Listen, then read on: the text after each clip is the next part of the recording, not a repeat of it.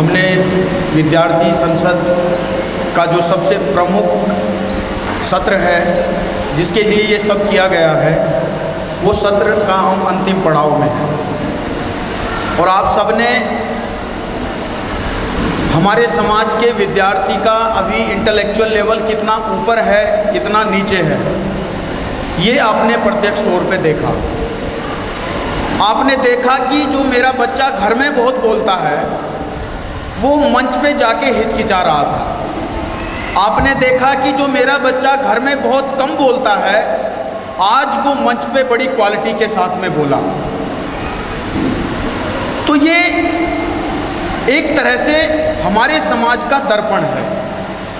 हमारा बच्चा कितना सोचता है, उसकी भावना क्या है, उसकी क्वालिटी क्या है, ये पूरे देश में आज हम इस संसद से देख रहे हैं और दुनिया को दिखाने का प्रयास कर रहे हैं। लेकिन बोलने की कला कोई बड़ी चीज़ नहीं होती है, लेकिन बोलने की कला जिंदगी को सुरक्षित रखने की शुरुआत होती है।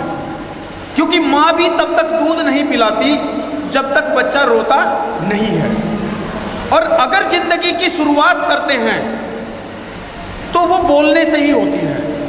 जो बोलते नहीं हैं उनके जीवन की संरक्षण की कोई भी परवाह करने वाला नहीं होता है। आप लोगों ने देखा कि हमारे बीच में कुछ बच्चे इतना अच्छा बोले और मेरे एक साथी जो अपने पैरों से कुछ कमज़ोर थे, लेकिन हमने सहानुभूति के लिए उनकी तालियां बजा दी, ये सोच करके कि उसका मनोबल बढ़ाया जाए, ये सोच करके कि वो एक कमज़ोर है। आप बताइए, पैर वाला, हाथ वाला, इस बड़े शरीर वाले आदमी से ताकतवर वो बच्चा है कि नहीं है? अब इस डेमोक्रेसी में आज बंदूक की गोली की ताकत नहीं है। उमेश जी बोलते हैं कि भुजाओं की जरूरत नहीं है, इस भेजे की जरूरत है। और इस भेजे से जबान पे अपने प्रॉब्लम और सॉल्यूशन के लाने की जरूरत है। आज डेमोक्रेसी में अगर इस देश की जनता बोलना नहीं जानती है, इस देश के नेता बोलना नहीं जानते हैं, इस देश के डीएम और एसडीएम अपने समाज के हक और अधिकार, अपने देश की सुरक्षा के लिए बोलते नहीं हैं, तो डॉक्टर अंबेडकर कह रहे थे जिस समाज के लोग डेमोक्रेसी में बोलना नहीं जानते, जिस समाज के नेता डेमोक्रेसी में बोलना नहीं जानते, बोलने की कला नहीं आती और युवाओं को अगर बोलना नहीं सीखते तो उस देश का, उस समाज का कोई भी डेवलपमेंट नहीं कर सकता। इसलिए ये बोलने की कला बहुत जरूरी है, लेकिन इतनी जरूरी नहीं है कि आज आपने यहाँ 5 मिनट में अपना बढ़िया सा भाषण दे दिया। अच्छा भाषण तो कोई भी दे सकता है। अंबेडकर की बात, फूले साहब की बात, पेरियार साहब की बात, ललई सिंह जी की बात कोई भी कर सकता है। लोग तो बुद्धम शरणम गच्छामि, संघम शरणम गच्छामि और समता, स्वतंत्रता, बंधुता पूरे मंत्र उन्होंने रटे हैं। लेकिन जरूरत है कि आज जो आपने यहाँ कमिटमेंट किया, आज जो विचार रखा, उसको आप अपने जीवन में कितना उतारते हो।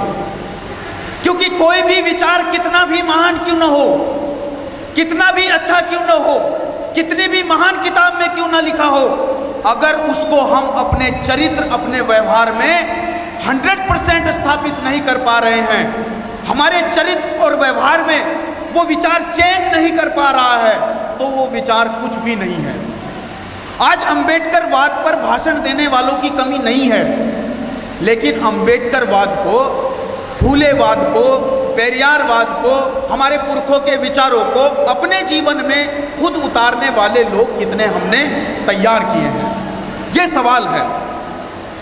और ये जो संसद में जो बोलने की कला आज इस देश के सांसदों को हमने सिखाई। कौन है आप? आप सांसद हो इस संसद के। एक सांसद वहां बैठा है, जब कानून के लिए बोलने के लिए उसको कहा जाता है तो आपका नेता कविता गाता है। चाहता है ना जी? अपना टाइम वो राहुल गांधी की प्रशंसा में कविता गा के, राहुल गांधी की बुराई करने में, अमित शाह की बुराई करने में, भलाई करने में, अच्छाई करने में अपना समय अपने समाज के लिए 1 मिनट भी नहीं देता और वो उसमें अपना समय गंवा देता है। अब आपके मन में ये होगा कि बोल के ये सब जो हम कर रहे हैं इससे क्या होने वाला है। मैं एक डेटा आपको बताने वाला हूं।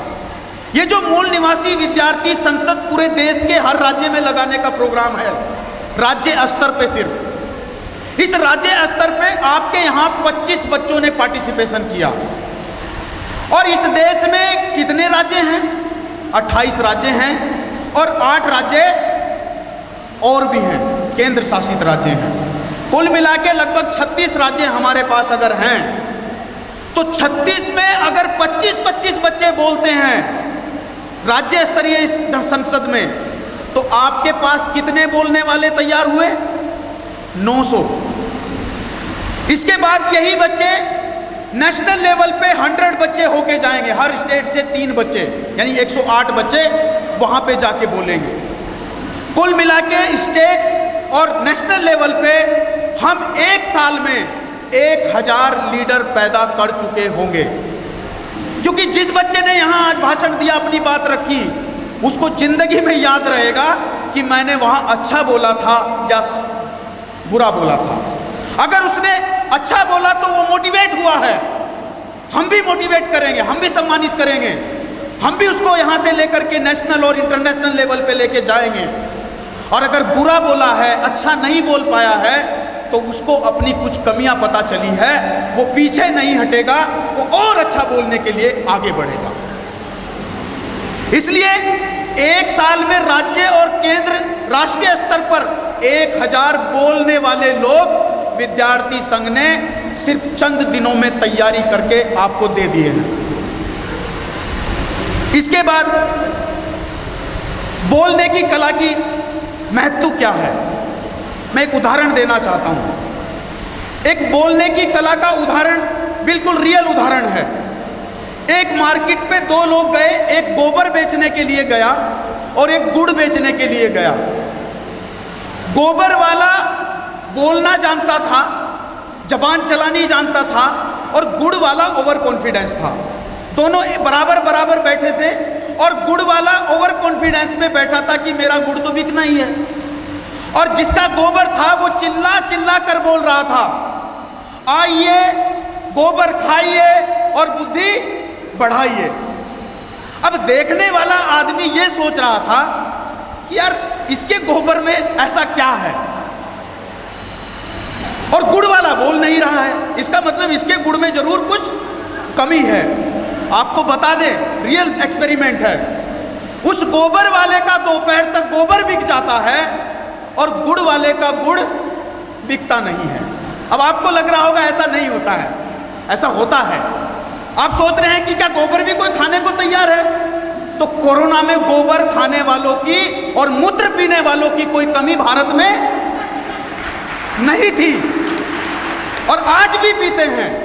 तो वो गोबर खा खा करके बुद्धि बढ़ाने की कल्पना करने वाले लोग, कचरे से भी कुछ ढूंढने वाले लोग कुछ नहीं करते और बोलने के चक्कर में, उनके चक्कर में फंस जाते हैं। मैं अपने समाज को झूठ बोल के, फरेब करके बोलने की सीख नहीं दे रहा हूं, लेकिन बोलने की क्वालिटी क्या है, आप अपनी क्वालिटी को प्रस्तुत करते हो तो आपकी तरफ कोई देखता है। अगर आप नॉलेज रखते हो, इंटरव्यू में आप अच्छे से बोलते हो, क्लास में बोलते हो, प्लेटफॉर्म पे बोलते हो, तो आपकी तरफ उसका ध्यान आकर्षित होगा, वो आपको पूछेगा, डिपार्टमेंट में आपको ही लीडर बनाया जाएगा, समाज में भी आपको ही लीडर बनाने के लिए लोग आगे आएंगे। साथियों, एक और सबसे बड़ी बात है, आज हम लोगों को इस लोकतंत्र में, इस देश में जो हमारे स्टूडेंट्स की, हमारे समाज की, हमारे देश की जो प्रॉब्लम्स हैं, उसको समझने की ज़रूरत है। हम और अच्छे स्तर पे इस प्रॉब्लम्स को समझ सकते थे, लेकिन मैं ये कहना चाहता हूँ, भारत में प्रॉब्लम को बोलने वाले लोगों की कमी नहीं है। इंटेलेक्चुअल लोग जो हायर एजुकेशन में है वो लोग भी जब समाज के मंचों पे खड़े होते हैं तो सिर्फ समस्या का रोना रोते हैं, लेकिन उनसे जब समाधान की बात करते हैं तो वो मोदी को गाली देने से ज़्यादा, ब्राह्मणों को गाली देने से ज़्यादा, अपने विरोधियों को गाली देने से ज़्यादा, अपने समाज के नेताओं को गाली देने से ज़्यादा कि ये हमारे समाज के नेता बोलते नहीं हैं इसलिए हमारा सत्यानाश हो रहा है। लेकिन आप अगर अपने आप को देखें कि आज पेरेंट्स को 1 मिनट बोलने के लिए मिला और एक पेरेंट्स ने उस 1 मिनट का फायदा उठाने की कोशिश नहीं की। क्यों नहीं की? आप नेता को बेईमान बताते हैं तो खुद कौन से ईमानदार हैं? आपने कौन सी जिम्मेदारी निभाई? आपने उसे वोट दे करके क्यों खुला छोड़ दिया? क्या आपने उसको सवाल किया? लेकिन मजदूरों को मारा जाता है तो किसान नहीं बोलता है, किसान को मारा जाता है तो विद्यार्थी नहीं बोलता है, और विद्यार्थियों को खुलेआम तबाह किया जा रहा है तो कर्मचारी नहीं बोलता है। एक एक करके सबको मारा जा रहा है, किसी को हिंदू के नाम पे, किसी को मुसलमान के नाम पे, किसी को एससी के नाम पे, किसी को चमार, पासी, खटी, जुहा, कुरवा, कुशवाहा, माली, तेली कह के मारा जा रहा है। मारा तो सबको जा रहा है, लेकिन समाधान के लिए इंटेलेक्चुअल जो लोग हैं, बुद्धिजीवी लोग हैं, वो भी समस्या का रोना रोते हैं, वो भी समस्या के लिए ही आपको हर जगह रोते दिखाई देते हैं। लेकिन समाधान की बात कौन करेगा? आप कहते हो संसद में हमारा नेता बोलता है कि संविधान खतरे में है, हमारे समाज का आदमी बोलता है कि संविधान खतरे में है, और वो चिल्ला रहे हैं संविधान बचाओ, संविधान बचाओ। लेकिन इंटेलेक्चुअल होने के बाद एक डीएम बोल रहा है कि संविधान खतरे में है।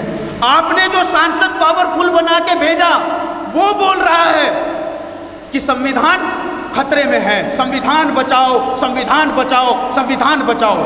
जिस बच्चे ने अपनी माँ की शक्ल न देखी हो, जिस बच्चे ने अपने पिता की शक्ल न देखी हो, वो पहचानता ना हो, वो जानता ना हो, तो क्या वो भीड़ से अपने माँ बाप को पहचान पाएगा?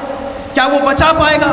जिस देश की जनता ने संविधान जाना नहीं है, उसने पहचाना नहीं है, वो संविधान को कैसे बचाएंगे?